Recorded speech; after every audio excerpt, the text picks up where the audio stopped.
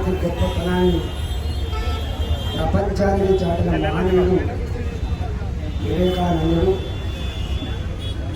అతి తక్కువ కాలంలోనే అతి గొప్ప మేధావిగా గుర్తించబడ్డ మహానాయకుడు మన నరేంద్రుడు.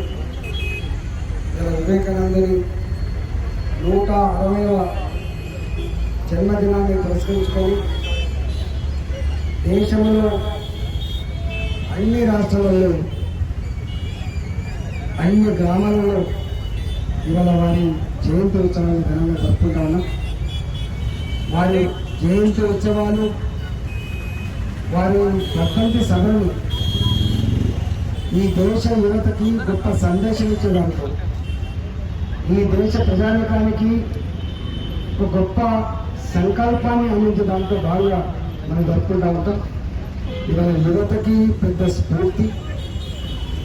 ప్రపంచంలోనే గొప్ప మానవ సంపద కలిగిన దేశం భారతదేశం అని మనం గర్వంగా చెప్పుకుంటూ ఉంటాం. ఆ మానవ శక్తిలో చైనాని నుంచి యువశక్తి కలిగిన దేశం భారతదేశం. కాబట్టి ఏ దేశంలో అయితే యువశక్తి క్వాలిటేట్గా తీర్చిదిద్దబడుతుందో, అది ఆరోగ్యపరంగా కావచ్చు, అది జ్ఞానపరంగా కావచ్చు, వాళ్ళు ఎక్కడైతే ముందుకు పోతారో అక్కడే ఆ దేశం వికసించేటువంటి ఆస్కారం ఉంది. కాబట్టి మన నరేంద్ర మోడీ గారు పదే పదే ఒక మాట చెప్పారు, ప్రపంచ వేదికల మీద రాబోయే కాలంలో ముందుకు దూసుకుపోయేటువంటి దేశం భారతదేశం, నా దేశం యువశక్తిమైన దేశం అని చెప్పి పదే పదే చెప్తాంటారు.